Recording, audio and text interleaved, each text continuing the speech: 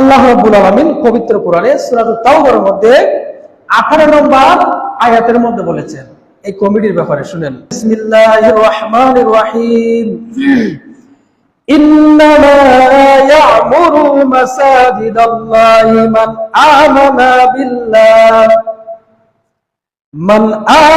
বিল্লাহি ওয়াল ইয়াউমিল আখির وأقام الصلاة وآتى الزكاة ولم يخشى إلا الله।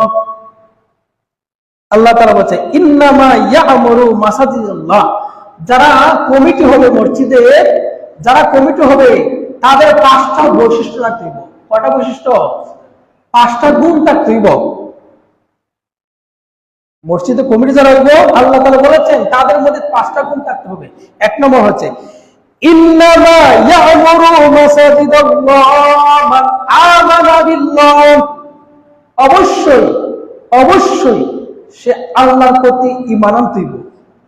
অবশ্যই অবশ্যই কি করতে হবে? আল্লাহর প্রতি ঈমান আনতে হবে, ঈমানদার হতে হবে। এমন ঈমানদার লড়সর এরকম ঈমানদার না, পাক্কা ঈমানদার।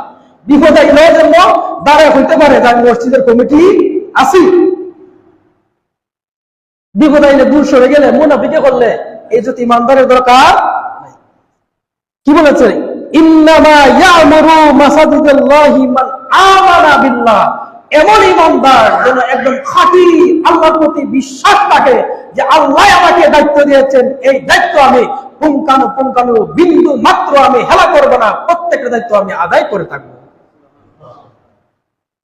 এটা ঈমান আনতে হবে। একটা গুণ ওয়াল ইয়াউমিল আখির, তার আখিরাতের প্রতি পরিপূর্ণ বিশ্বাস থাকতে হবে। কবরে যে শাস্তি আছে, কবর দিয়ে আছে, কবরে যে সোয়াল আছে, আপনার দুজক আছে, এই ফুলসেরাত আছে, মিজানের পাল্লা আছে, এই সমস্ত তার পরিপূর্ণ ঈমান থাকতে হবে।